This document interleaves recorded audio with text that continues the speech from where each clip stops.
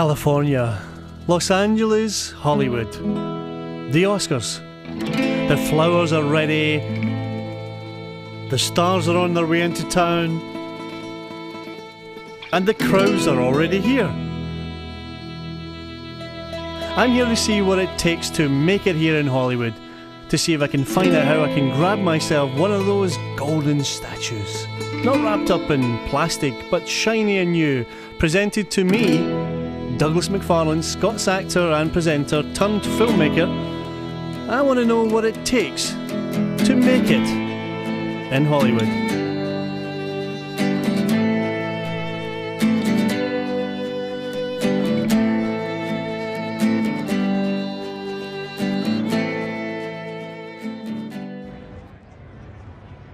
My first stop is fellow Brit actor and presenter Joe Price. I think he really deserves it.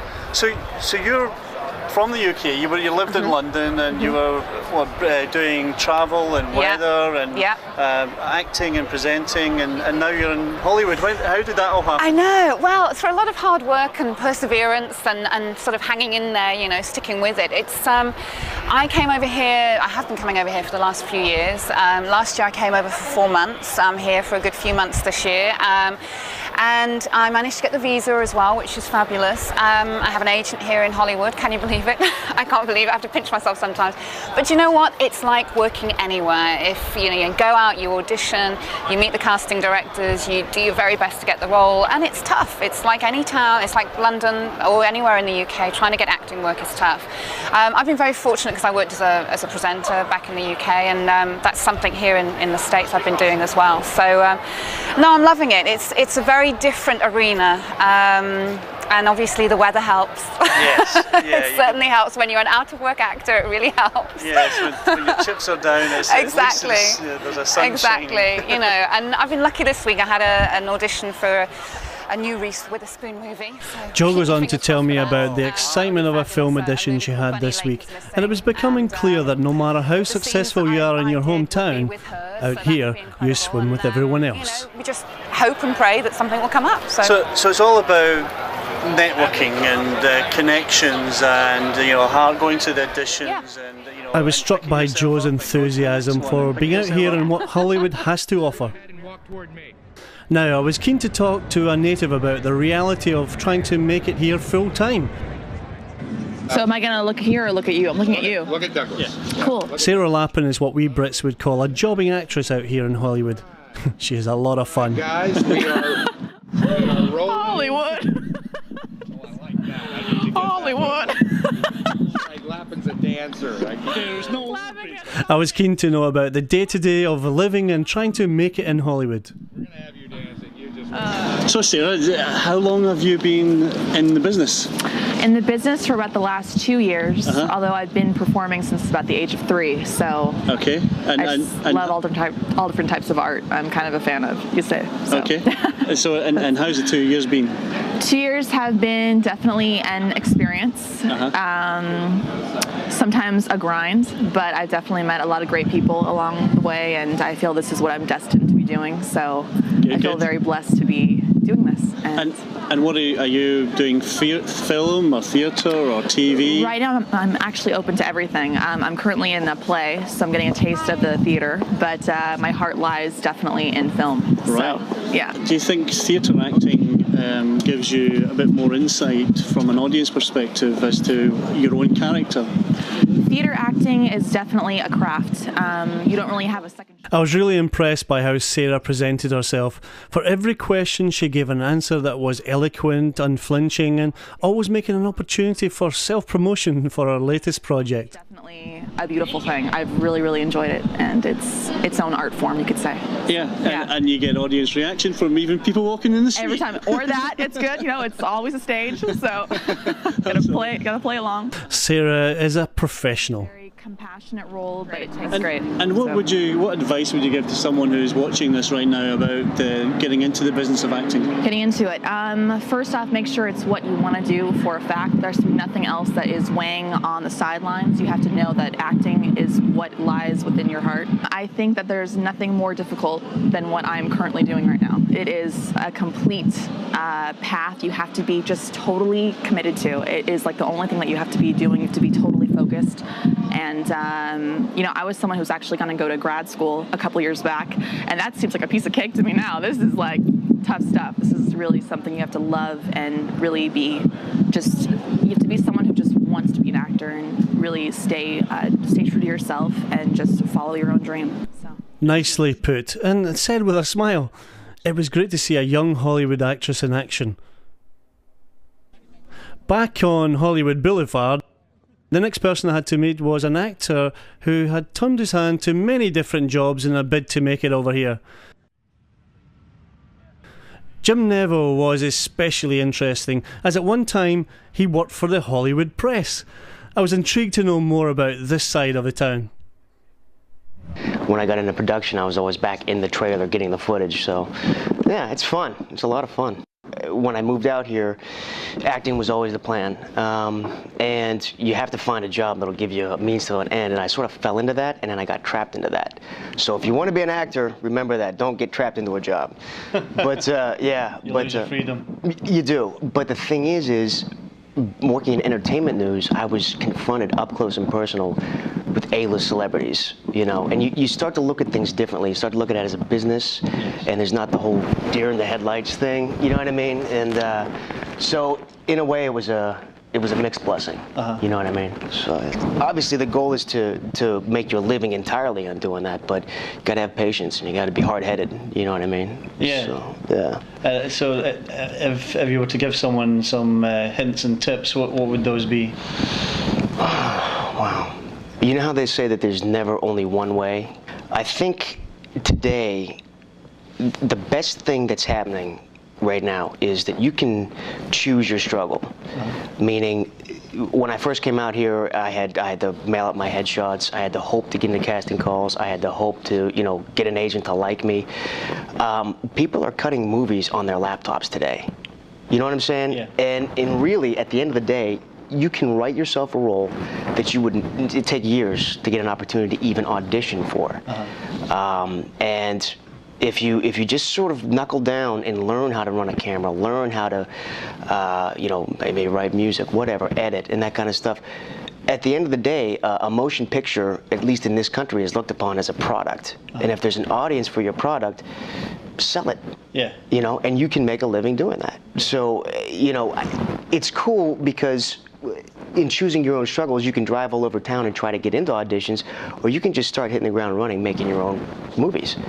So that would be something that I would have everybody seriously consider, because there's only 1 billion people out here trying to be an actor or a director, and really the marketplace is just saturated with people. So, be an island of your own and start doing your own thing.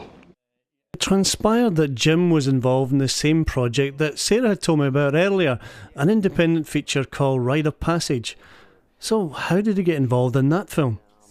Yeah, please. Yeah, tell me how you auditioned and how you got into getting the role and what the role's all about. Yeah, well, actually, I wrote that. I wrote a 30-page short story, and I passed it along to my good friend Chris Dickerson, who's an accomplished playwright. One of the best experience that I ever had doing theater in LA, by far, was Deadline, the play that we did together. Right. And he's got, and Chris Dickerson wrote that. He wrote that, yeah, and directed us. So it was, and he's got a really great body of work. Chris Dickerson, someone I wanted to talk to for sure. I took a crack at writing, and I wanted to write myself a role, and that pretty much came out of the fact that you can pound on doors for years and hope to get the opportunity, or you can just start doing it to play a role that you want to play. So I took a crack at it, and I slid it across to Chris, and he actually liked it. And from there, we brought a couple other guys that got interested in it. We decided to turn it into a feature. But yeah, I mean, it's like I said, you can try to penetrate the Hollywood system and whatnot, or you can really today, you can really do your own. We're going completely outside the industry, and I don't have any ill will or hostility towards the big studios or anything, but I want to be able to do what I want to do. Yeah. And you'll find a way to do it. Yeah, and I will avoid them if I need to. You know what I'm saying? I'd be happy to work with them, but at the same time, I want to go in a straight line from A to B. I don't want to have to all of a sudden get stopped down and have somebody say, well, we'd really like this actress in the role or this actor in the role, and change everything around.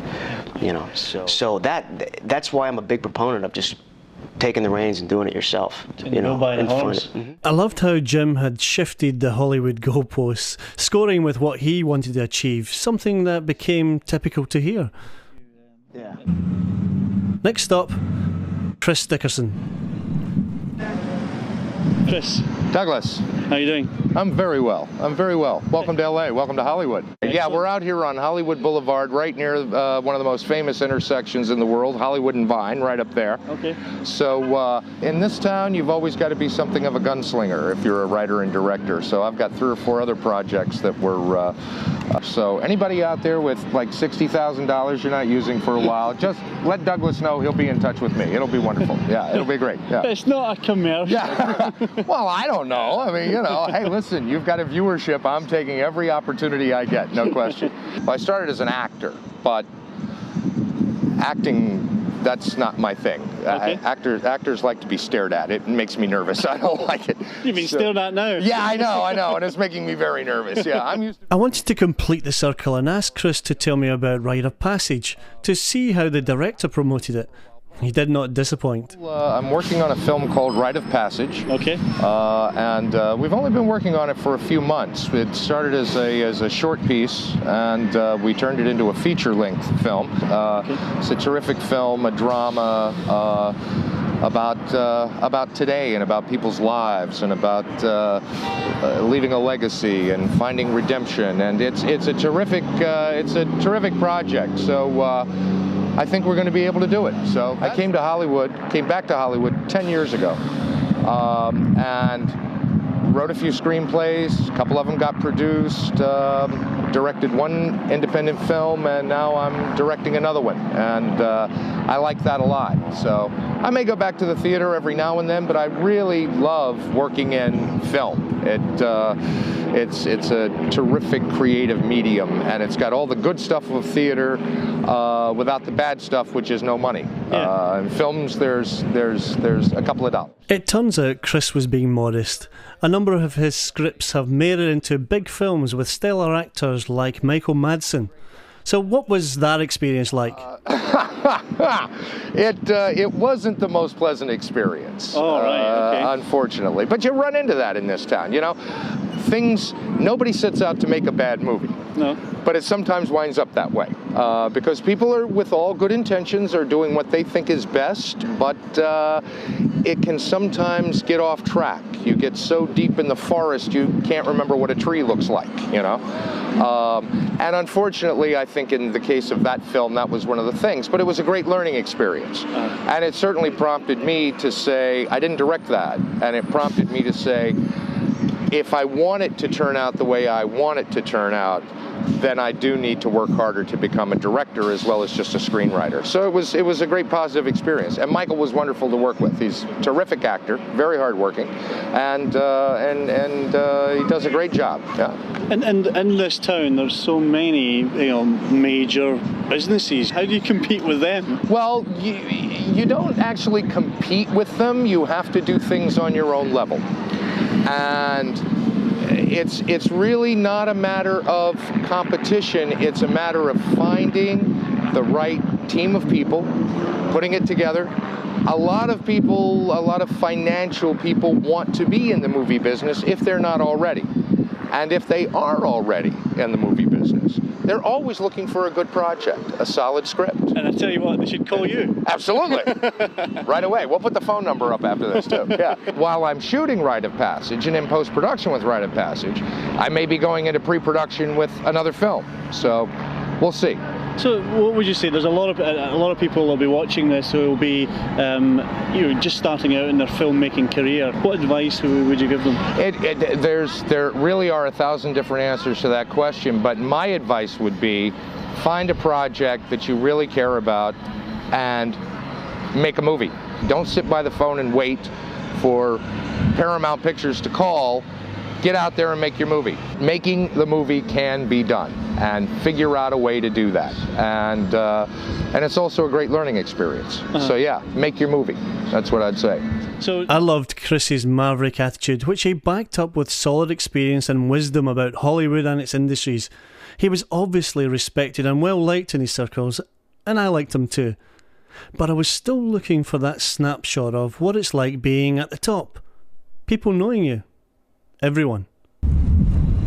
I was about to meet just that person.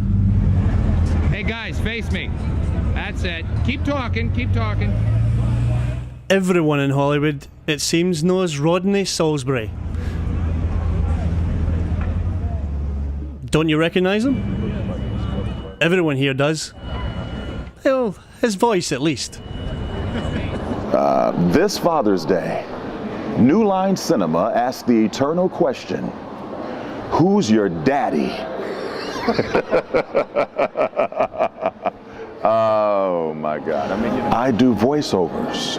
Okay, you hear me and you don't know it. Yeah. But I'm the voice of a whole lot of great products, and I've done a lot of movie trailers, and here we are in Hollywood with the Oscars, and there are movies that have been up for Oscars, before, and I've had the pleasure of actually doing voiceovers for them. Right, yeah. And that happens every year, I guess. It happens every year. I don't always get one that gets nominated for an Oscar or is anywhere near any nominations at all, but at times, I'm lucky enough to have did some voiceovers for some things that have gone on to be nominated. And so, has that been a focus of your career, where you specialise in voiceovers? Yes, I do. That's what I do every day. I would urge anybody that has talent and that has an acting talent or a comedic talent to understand that it's not always in front of the camera that you can achieve something rewarding, spiritually and financially. Yes. There are some things behind the camera too. Absolutely. And voiceover is definitely one of them. Yeah. You don't need to be, the next Tom Cruise or the next Nicole Kidman. No.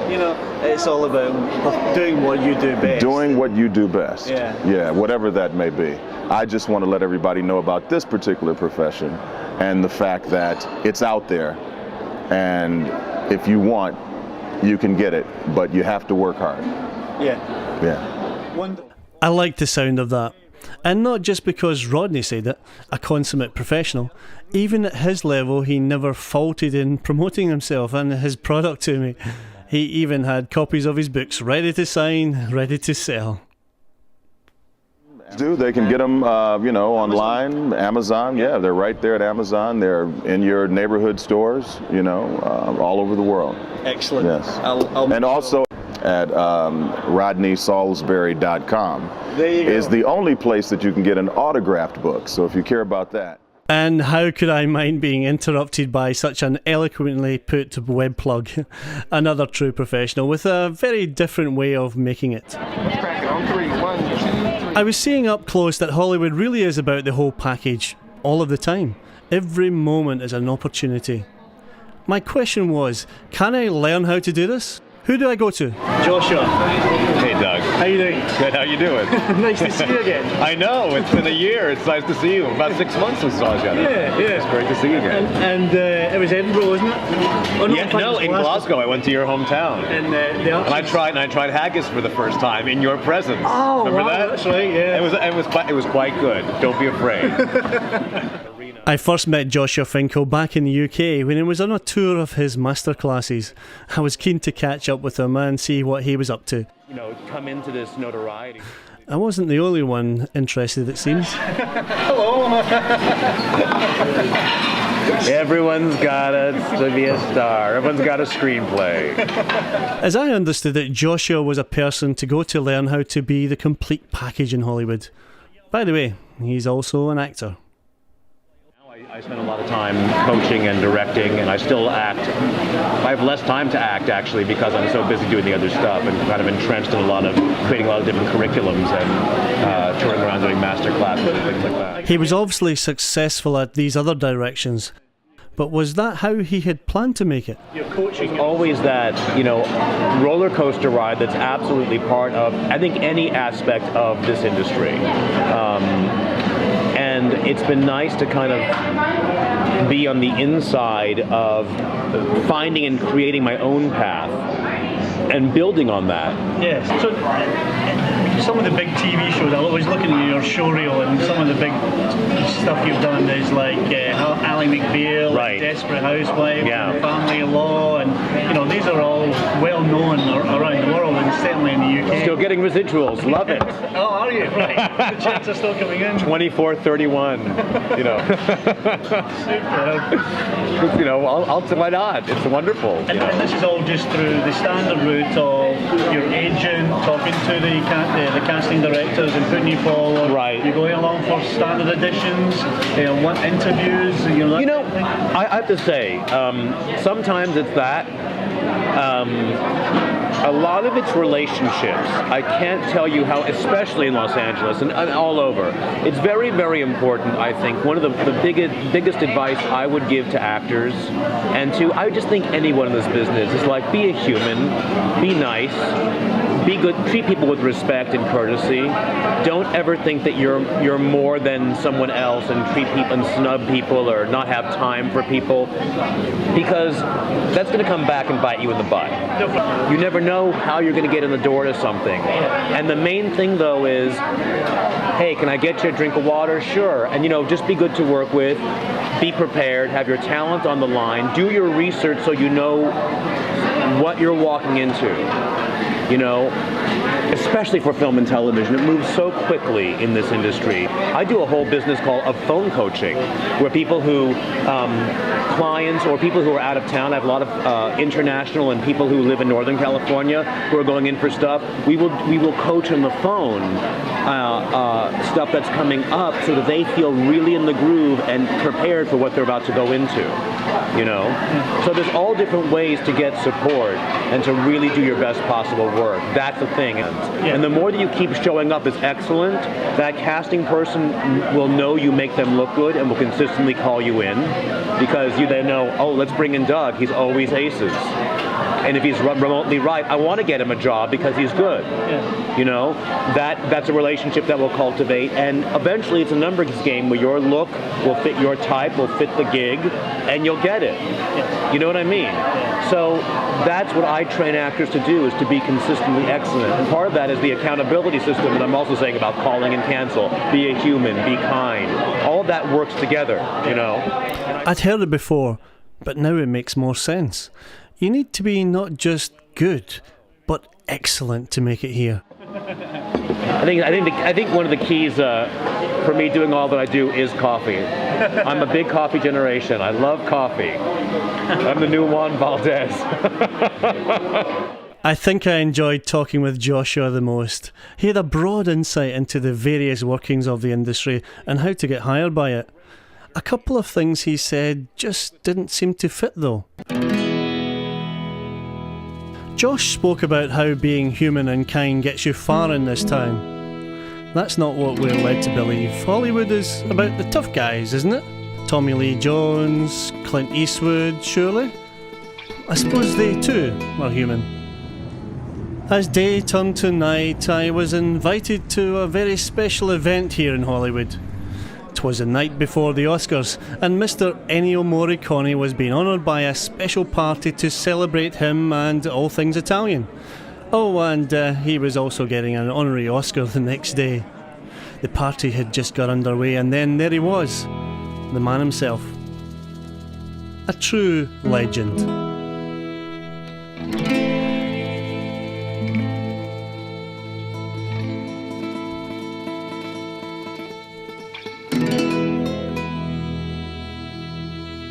As Mr. Morricone was shown around the place, which he had specially selected for celebration, it was quite something to watch, how those press assembled in dazzling formation to get the shots they need to portray the man, the image and legend.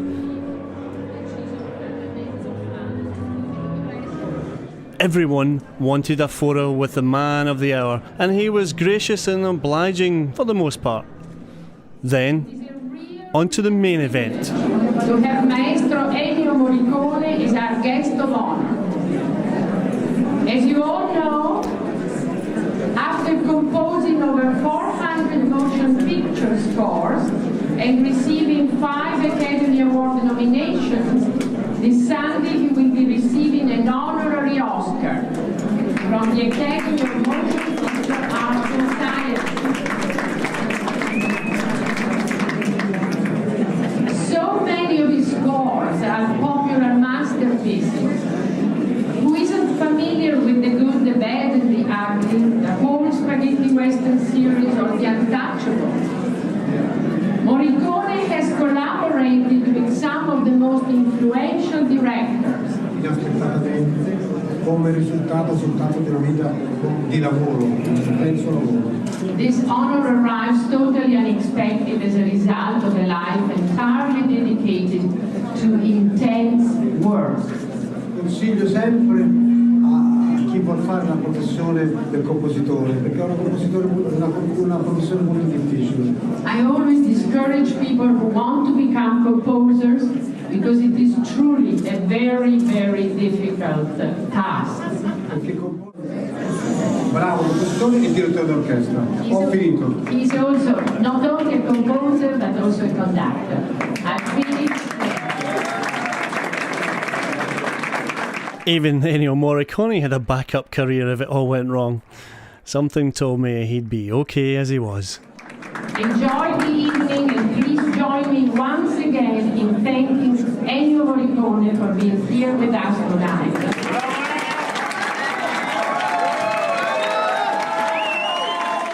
As the guests proceeded to top up their champagne and congratulate their victor, none of us were aware of what was coming next.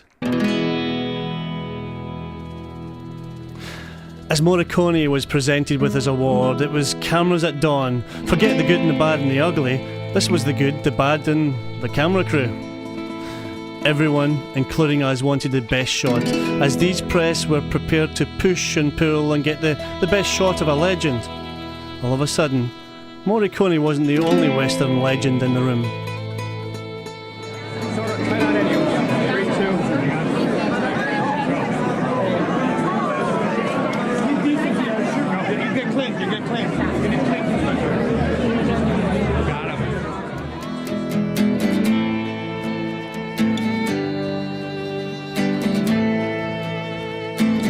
Clint Eastwood, actor, director, Hollywood legend, 3 feet away from me.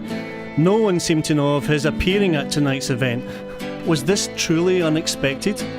I knew that Clint had asked Morricone to score several of his films in the past. He declined the request every time. They hadn't seen each other for decades.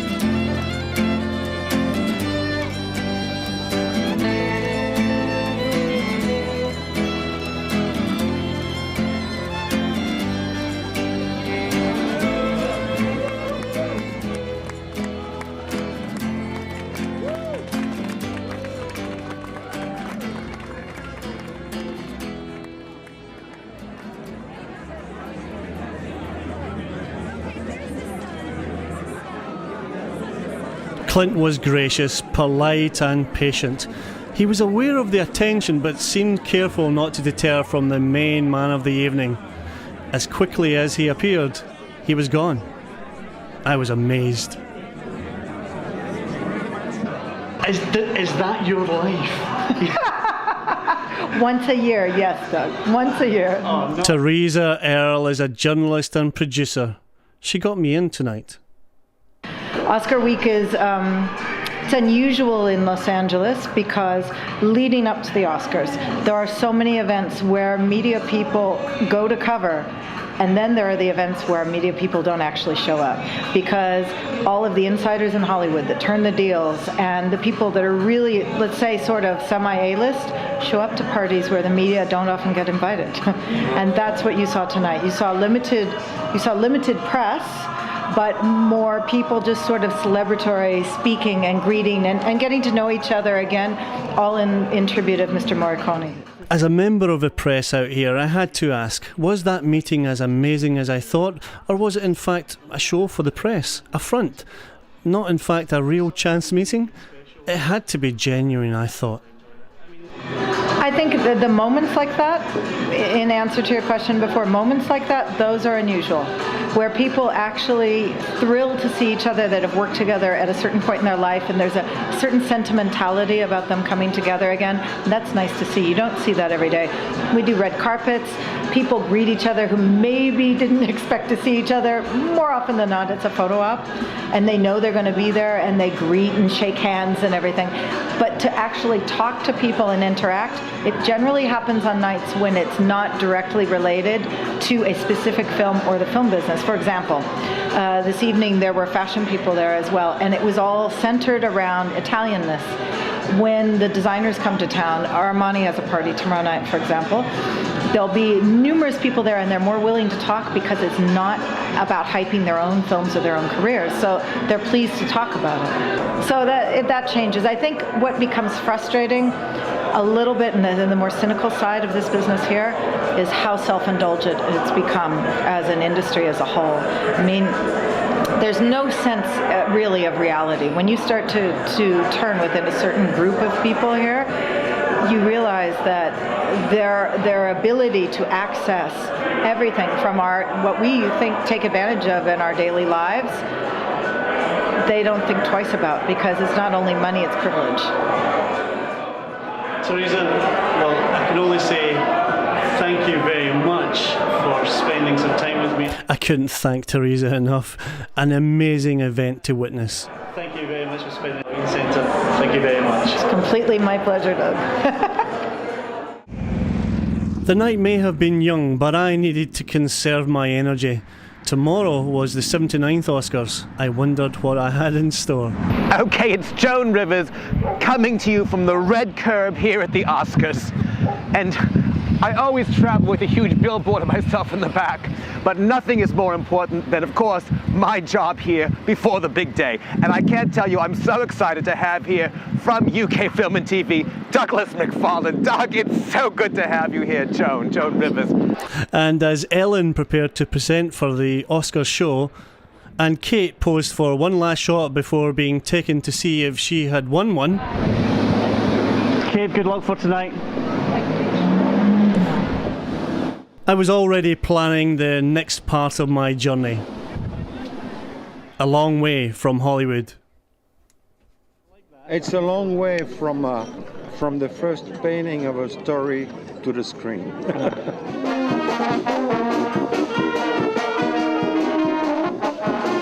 Cannes, home to one of the most prestigious film festivals in the world.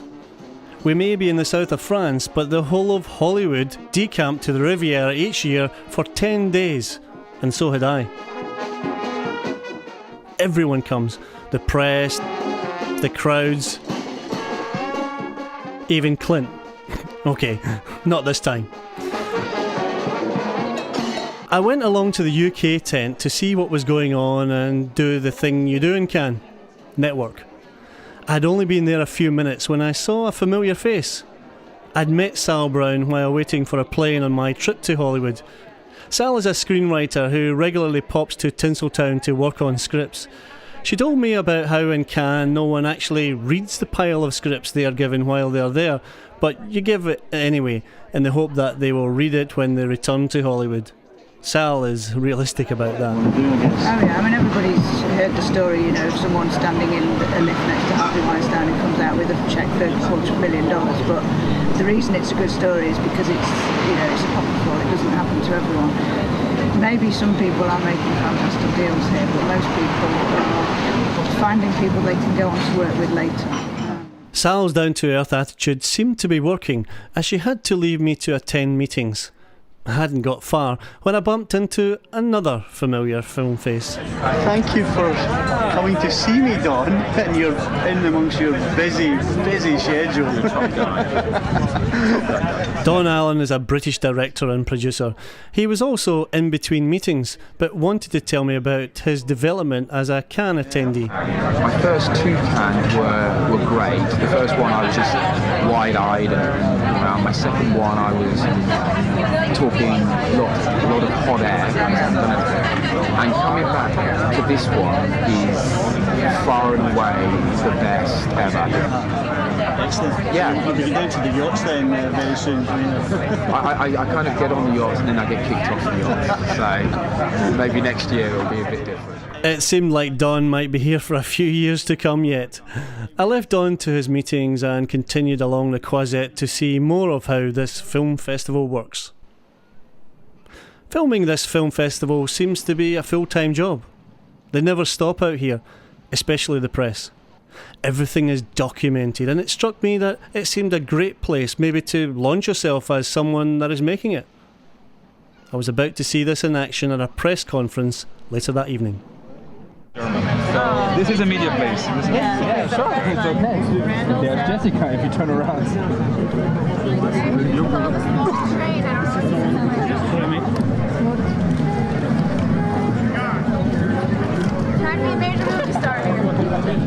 A major movie star indeed. In the making anyway. Jessica Simpson is far better known for her reality TV and pop albums, yet it was clear those in charge of her saw Cannes as somewhere to be seen if she wanted to be taken seriously as someone who's making it in the movies.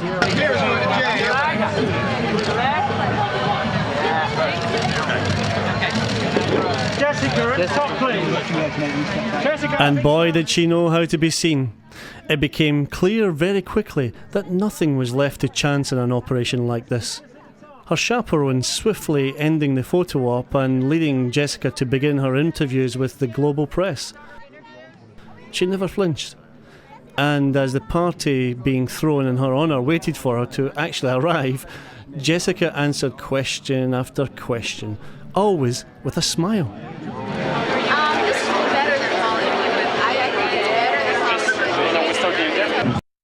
I'm on my way back to Milan. This is like on its way.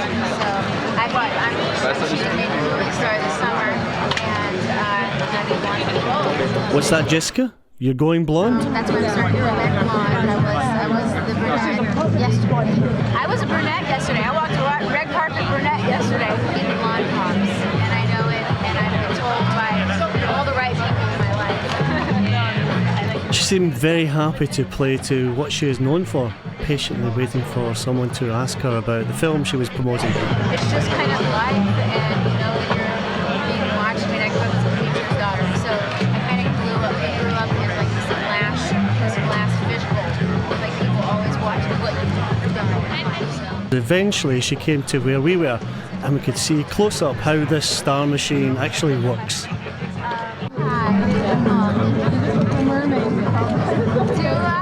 The press seemed to love her enthusiasm and seemingly genuine excitement of being some part of the film festival. They all seemed to be kind to her, well, for the most part anyway. Well, I'm not going to say anything on that. You're trying to get a scandal out. She dealt with an attempted rise so well it almost seemed rehearsed. Maybe it was. Finally, a film question. This girl trying to find her life and ends up wanting to do it. And then not wanting it. And then Thank you so taking much. it back. Thank You're so you. glamorous tonight. I was about that. Yes. Of course. On that note, I'm going to I'm turn her wearing this vintage way. Hervé Leger. What do you think of it? She's actually going to walk. Come right over here. It seemed that the moment Jessica put her guard down and started chatting like a normal, bubbly 20-something, it was nipped quickly in the bud, and she would turn the other way. She didn't seem to mind. Maybe she was just used to it. You know, girls got to do what a girl's got to do. The next morning, the short version of Making in Hollywood screened, and the composer, James Tinney, was there to see it. James had also seen a familiar face. It was interesting. Jo Price, who was in there. I only twigged. She was also in another film that our company has been involved in, which is called Number One Longing, Number Two Regret. I'd come halfway around the world, and the composer I had happened to work with had also worked with Jo Price. The film world is a small one, it seems. So again, coming all the way over here to meet contact. well, that's the thing. I've been chatting to a few people about that, and they're basically saying when we're in London, we just don't have. There's always the email to write back to, etc. And it's so funny. You do come over here to meet people who you should be meeting at home, but Very true. His music punctuated my film, yet this was the first time we'd met. Cannes seems to do that. So what did James think of Cannes? I thoroughly recommend it to people. Shoot a film, get it in the short film festival, come out, get your accreditation, come out here. Thoroughly recommend it. I'd met quite a few Brits out here, and Cannes seemed to be working well for them once they got to grips with how it all worked. I wanted to see how the Hollywood heavyweights used Cannes to remind us that they had already made it. As we've seen, Cannes is attended by everyone. You have the directors. The Britpack don't do so badly either. You have the Hollywood starlets. The heartthrobs. And then you have the bona fide Hollywood superstars. To see at this range the mechanics of the presentation of someone like Leonardo DiCaprio is quite exhausting to watch, as a relentless press machine went at every angle to get a picture of them. This is what I saw with Jessica Simpson, but on a Titanic scale, if you'll pardon the pun. He politely cajoled into position and cornered in by a firing line of shooting cameras. He finally moved up the stairs and was clearly keen to give the crowds a wave. But this was curtly stopped by, well, someone who could. He also seemed used to it, a seasoned pro who enjoyed seeing the fans and didn't stop him from flashing a smile before reluctantly going out of sight. It was a different story a few days later at Nice airport. See that small guy with his head buried in the hoodie? That's Leonardo. It was hard to see a trace of the dapper young actor with a Hollywood smile in this guy. Every route he was taking was blocked by yet more photographers. Maybe he hated this part. Or maybe he was just doing what he was told. As the flashes flashed, shots taken, the mass exodus of Hollywood from Cannes began, and it became a quieter place. Those that have made it in Hollywood seemed to love coming here, but it was clear it took time to become accustomed to the way in which it all worked. My time here was over. For now.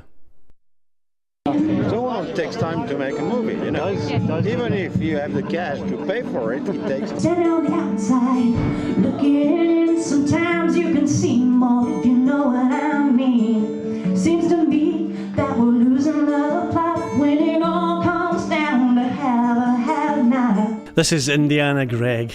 Me and my friend and colleague Dishad were out and about filming her gigs at various venues in London and the UK. I was keeping busy back in London. You'll be the loser, cause you never know the sweet things. Put your hands together, they will pass you by. The sweet things, that's bring your dreams to life. The sweet things. I was also invited to Pinewood Studios to film another leading lady. All the time. Whoa, all the time. Yeah. Her Majesty the Queen was opening a new stage at the studios for James Bond. I was enjoying seeing these films in action, but my thoughts kept turning back to my own films.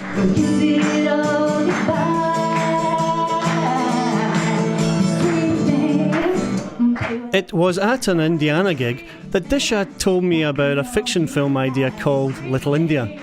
I told him about a scheme in London for low-budget features. So we sent off the script, and guess what?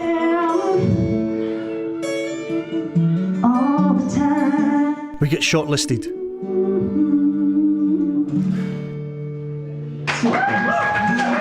So, like Indiana, we grabbed it while we could, got our scripts and our wits together, and went off to try and raise money for our feature film, Little India.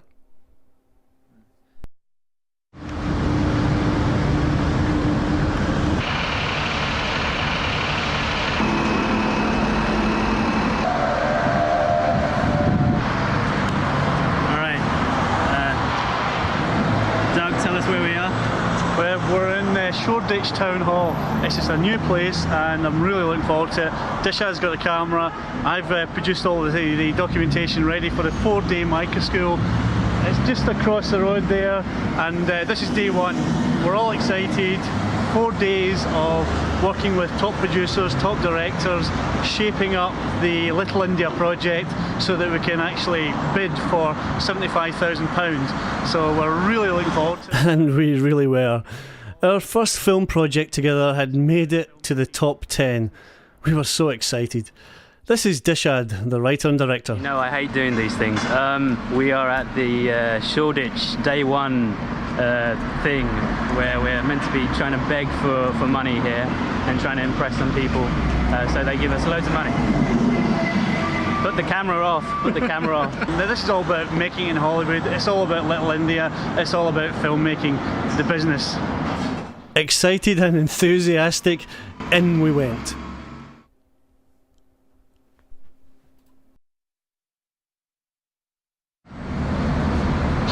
Hey Dishad, how you doing? How was 4 days at the Mica School? I'm doing very good. I'm just trying to make as many jokes as possible because we've been asked to be funny for Monday. So I'm going to make a joke. The 4 days were hard. Loads of work, loads of information thrown at us about how we should do the pitch, put together our schedule, budgets, how we should work together, how we should use locations. So yeah, it was a lot of work. And it really was. More than we had ever imagined. At least we were still on our feet. Douglas. What's going on? 4 days of highs and lows, ups and downs. One day we were excited, next day, oh, we've got more work. Day 3, we're up again, we're going to fight them and we're winning, we're ahead of the game. And then day 4 we're down. You know, we've got pitch, we've got location. By Monday we've got to work out a script for a pitch, and then on Sunday we've got to rehearse and rehearse again. On a bit of rehearsal, and then rehearse, and then we'll go into that building over there on Monday morning at lunchtime, and we're going to win. We're going to damn win. Do you want this, Doug? I want this bad. I want this now. I am psyched up. I am really motivated, and so should you be, Doug. Are we going to win? Yes. Really? We're the best. We're the funniest. I'm making jokes all the time. Look at you. Look, your face is laughing. You're just look. There. We are the funniest. We are going to win. Cool. All right. And they were honking at me. Look, because they want us to win too. We rehearsed, we pitched, and then we waited.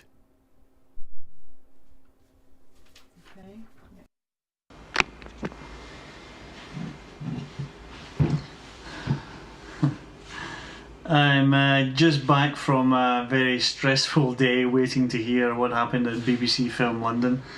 Got a phone call from Mia Bays, and who is one of the marketing and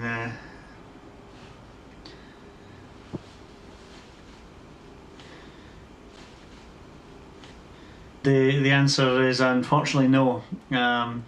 We did a great job. I know that we gave it our best. I'm very delighted with what we put into it over the last 2 months, effectively.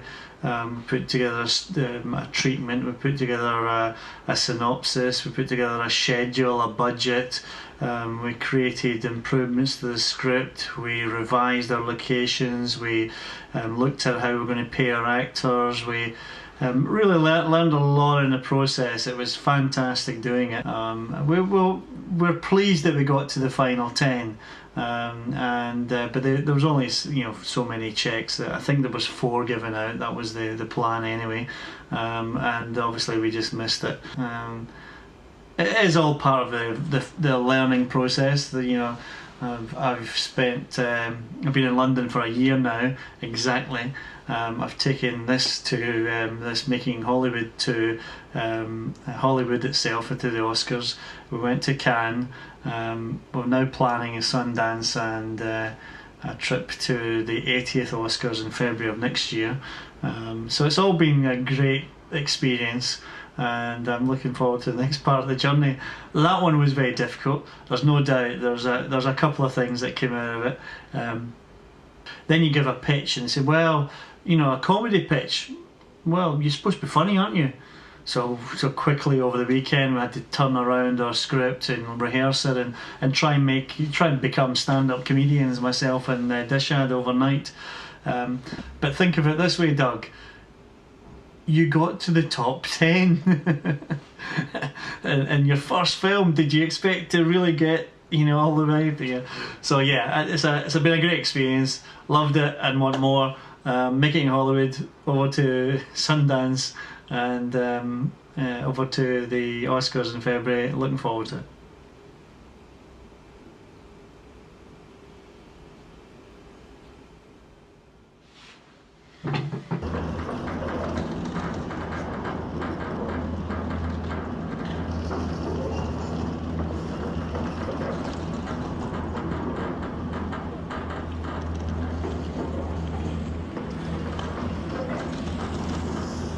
So I remember watching the Oscars that year going, how many years was this? Because you can start to track an artist development arc, and it takes about 10 or 12 years from the time you kind of blast out of prominence in the independent world to the time that you have the potential to be at the core of the mainstream. And it's not overnight then? It's not overnight. It sometimes seems that way when you're just locking on to something that somebody appeared out of nowhere. But, I don't think art develops that quickly. I think we live in a culture that's really steeped in artificial celebrity. So things pop out of nowhere and suddenly you have artificial celebrities that are getting a lot of media attention, and suddenly everybody knows who they are, but that's not art. That's not real deal filmmakers or actors or anybody in any element of production that has real substance and longevity. It takes longer than that. So, Doreen Ringer-Ross is Head of Artist Development at BMI Music. I had previously encountered a film music legend back in Hollywood, of course. I wanted to know her thoughts about what it takes to make it in Hollywood. Just on your craft, on your art, on whatever it is, and the rest will come. People get into a mindset thinking that, they can manipulate things, that they're in control of things, and if they just can manipulate those right meetings or hustle in those right environments, that they can force life to go their way. And, sometimes people do that and it works out for them, and more power to them. But I personally, after doing this for enough years and seeing some of the most talented artists I know sitting home starving, and some of the least talented people I know having fabulous success, I sort of look back at the whole thing going, what, fate really, I'm a fatalist, I'm afraid. I think that is ultimately what drives it.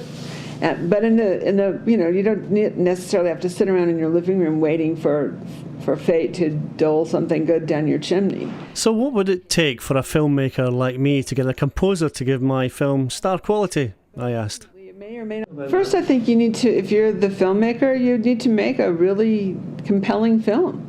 It has to have something substantial to it that would attract another artist to want to collaborate with you, or, in this case, a composer. But as an artist, I think the best thing you can do is be as true to your art as you can, and hope that somebody pays attention to that.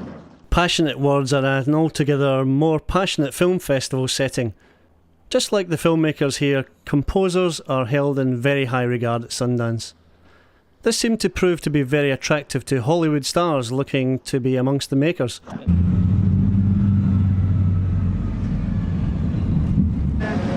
I was here as press and was determined to secure an interview with at least one of the stars attending here in Utah. I set about doing just that. Hi Annie, it's Doug McFarlane here.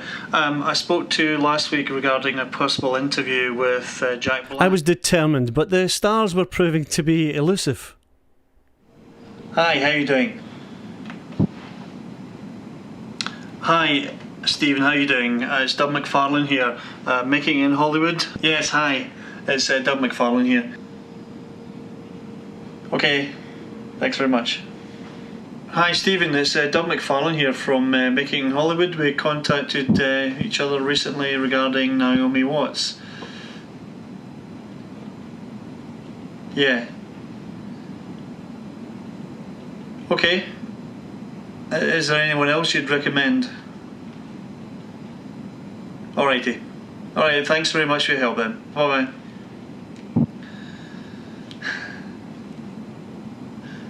It seems that they're all going home.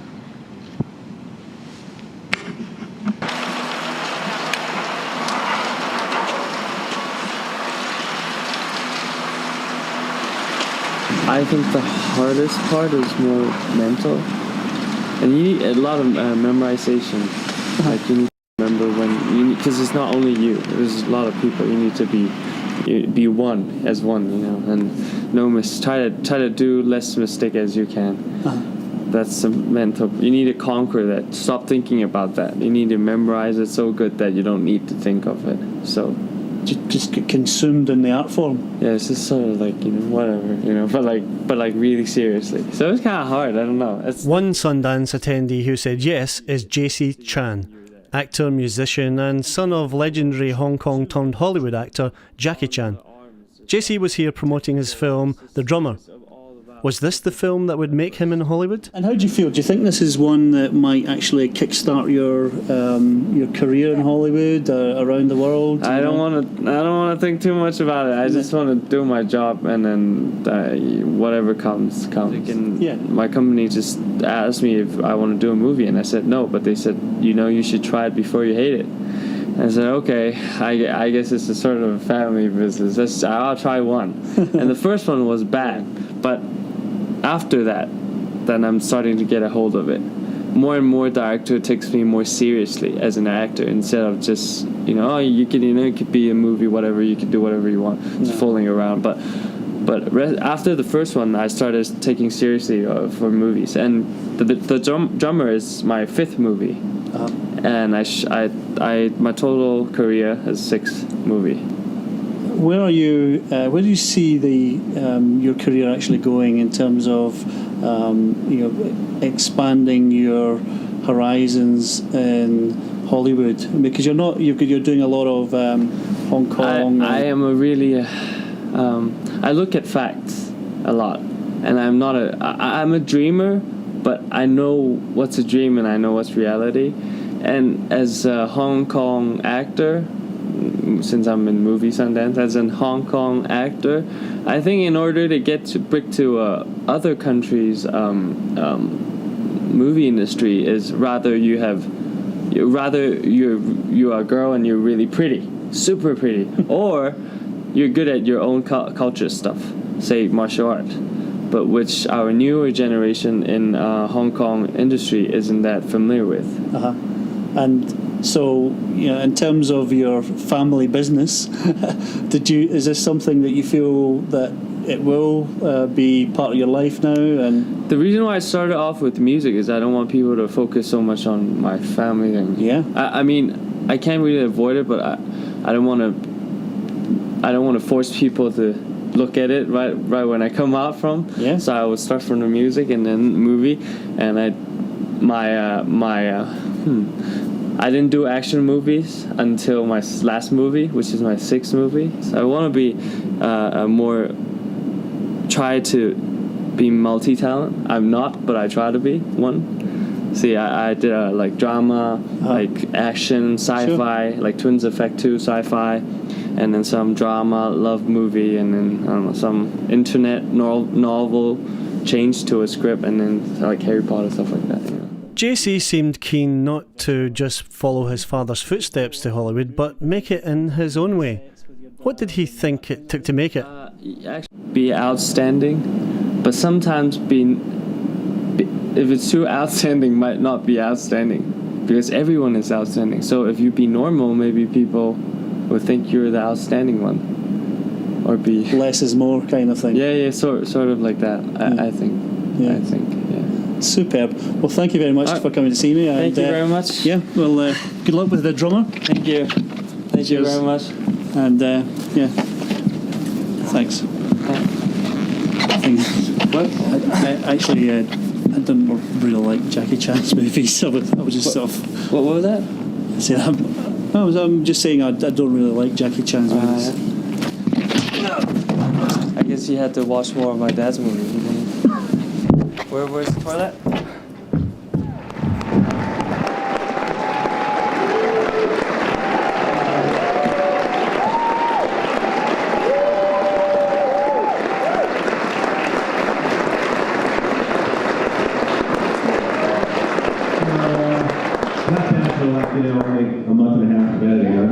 What happens is you go to a Sundance or a Tribeca, and then other festivals hear about you, and they keep, you go to the various ones, and it's a lot of fun because the audiences are so great at a festival. They're great theaters you're playing in, and the audiences are just excited to see the filmmakers and talk to them, and unlike the real world. Randall Miller is a perfect example of a Sundance success story. He had made it in the film business and was keen to share his experience with me. Well, I mean, to make it in the film business, it's, there's so many different ways to go about it, right? I mean, for me, if you want to be a writer or director, I mean, you have to keep writing. That's important. My wife and I, we've written like 12 scripts and sold them to studios and whatnot, and each time you put a little piece of your soul out there, and they may not get made, but you do get better every time, and you make more connections. Having said that, if you want to be a director, you have to direct. So if it's a short film, or if it's if you can figure out a way to make a low-budget feature, I mean, that's how you get better. It's one of those things. People always talk about, one day I'm gonna be a director, or one day I'm gonna be a, this and that.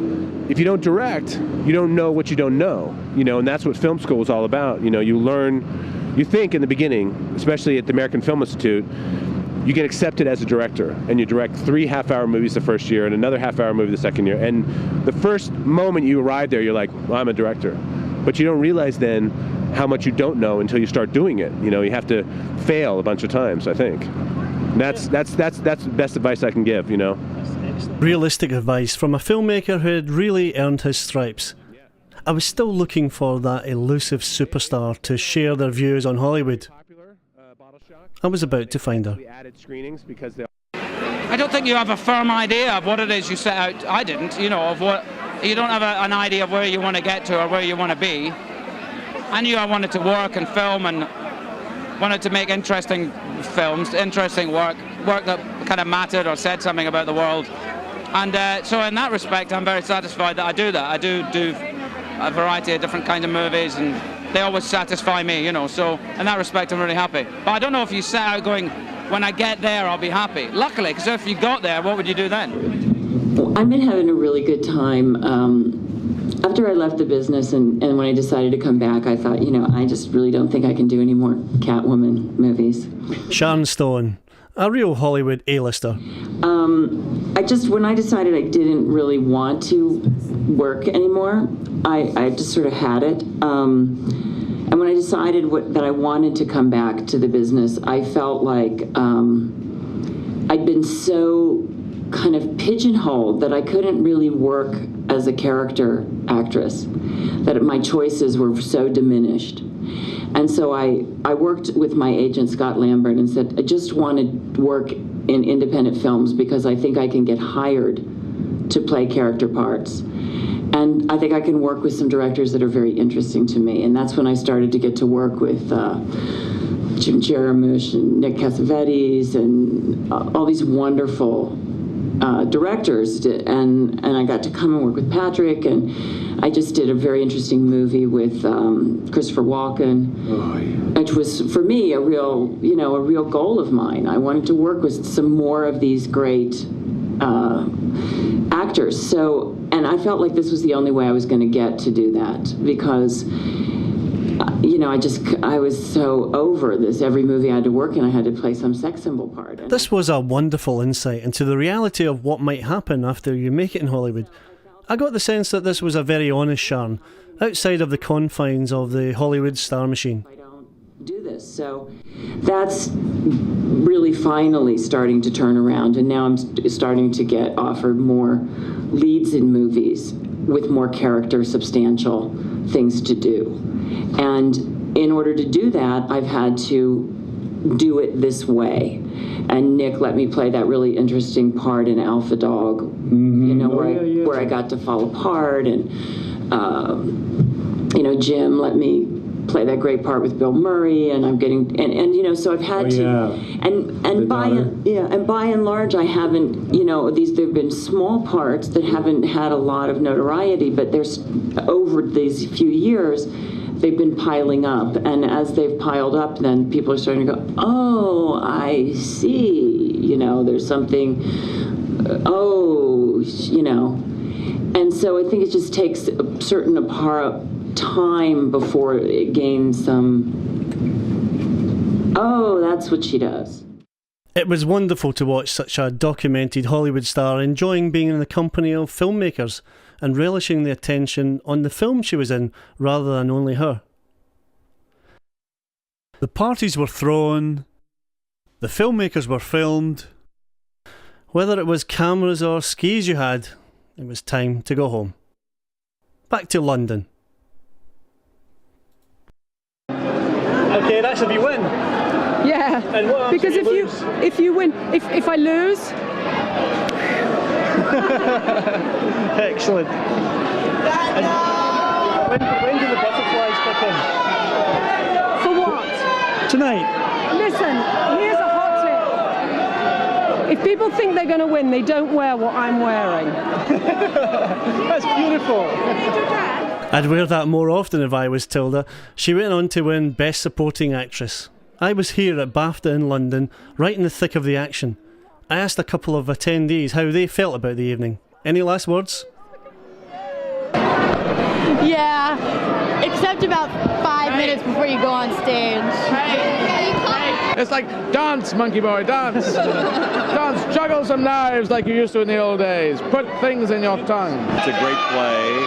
Come on, see us. We're there every night. It's going down. And London as well. London's treating you good? I love London. No, not nervous. What's the worst that can happen? People don't laugh. Who cares? I'm getting paid anyway. No, I'm not. I'm not getting paid. I want to ask you, do you know who's won? I do. And I assume that's embargoed information. Absolutely. At 1 minute past 9, I will tell you. But not before then. You can now relax and enjoy the evening. No, it's still all happening for you. Well, we've still got a huge event going on that's going to be 2 hours of telly that's going out all around the world. Yeah, so I don't relax probably until about the end of the day tomorrow. A nice reminder that all of this making it business is ultimately about a product. The red carpet was walked, the stars were interviewed, with one young actress not yet known enough by one journalist. Sorry, darling. She's Marianne Coulthard. She's at La Vie en Rose.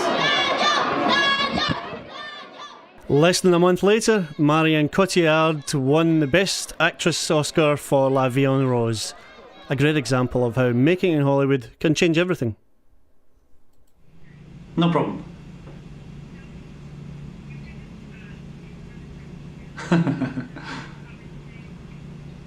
You scared me. Okay, that's great. Thank you very much, and I apologise for any confusion that I caused. Okay, that's great. Lovely. Thanks. Bye-bye.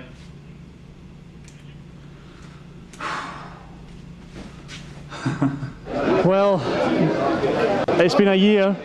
This is the 80th Oscars.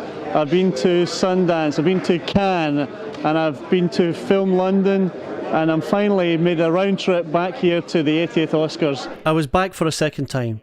For some, it was the first. How did they make it here? Actually, Andreas' short film is the winner of a competition for scripts, and we then went on and produced his short film. The way it works is that you send your short film around to festivals, and there are certain festivals that qualify you automatically to the Oscars, and it started to win prizes, and he's at the Oscars now. A short film route to Hollywood. Anything is possible. The press were back, the crowds were back, and I was back. It all seemed familiar.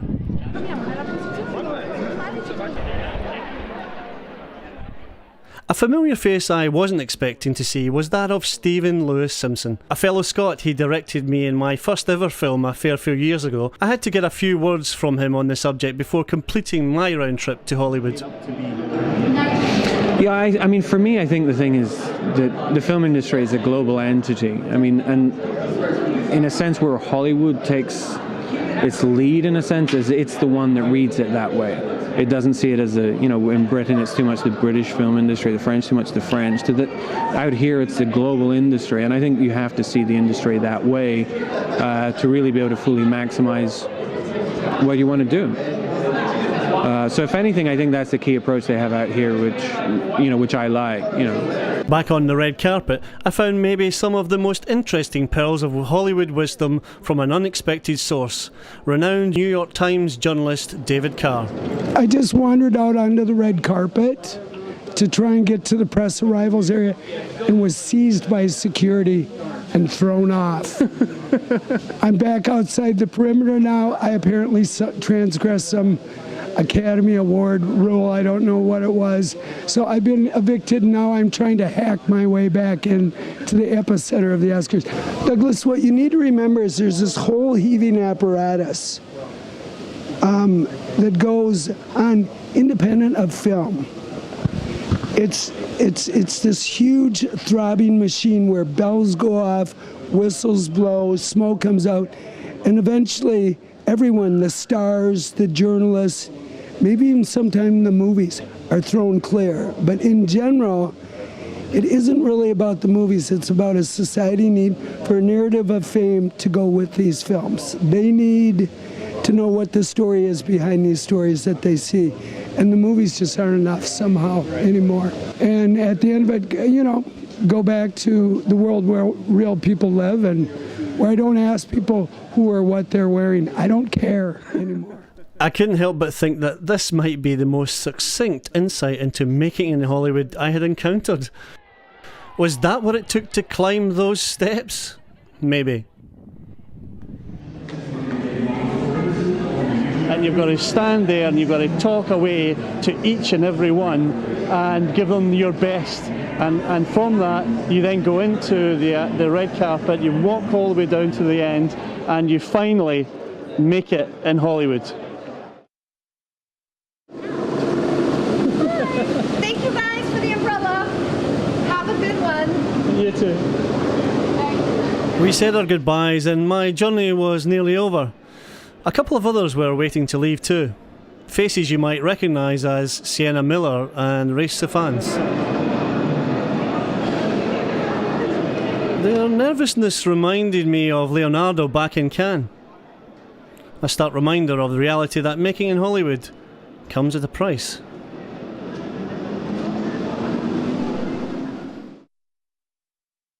Hollywood. Making it. Did I feel like I knew how to make it in Hollywood? Well, I already had. Right on the red carpet. Can you believe it? Welcome to Cannes 2007. We're in Shoreditch Town Hall. It's a passionate place for filmmakers. It's BAFTA time and we're here on the red carpet waiting for the action to start taking place. This is the 80th Oscars and I've been all the way back. I also made it home. I'm looking forward to going back to sunny London. And that's just what I did. I kept myself busy. Right, now, let's do some of the stories moving up the internet as a whole. Douglas McFarlane is with me tonight from uktheatre.net. Douglas, good to see you as always. Hiya. Douglas McFarlane is my guest tonight from uktheatre.net. Guns N' Roses. Yeah, Guns N' Roses have been in the recording studio since 1994, would you believe? Sure. And you know, landing on President-elect Barack Obama's desk when he first starts is this one, which is... It may not be Hollywood, but I don't think it's too far away, do you? There's just one more thing left to say about making it in Hollywood, but I need to go back there to say it. Well, you've heard my trials and tribulations and all the stories of independent filmmakers and composers and actors and writers trying to make it to the top of Hollywood. There is one other way that you can make it to the top of Hollywood, and that's quite a simple way. You get a $25 taxi and you come to this very spot.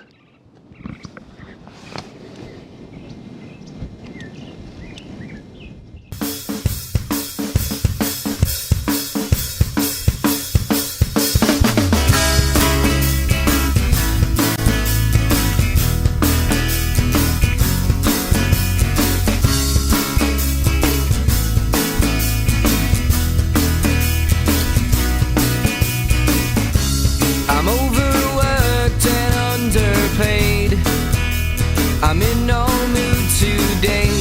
Wish time would flash by instead of crash by. There's nothing more to say. You can't expect too much when you're living life, and neither rich nor poor. But if you stop and think, you live and breathe. So I go ask for more, and it's all I wanted. Choose the story of your life, and I know I've walked that road before, and as it stands I could not ask for more, and as it stands I could not ask for more. And as it stands, I could not ask for more, or for more.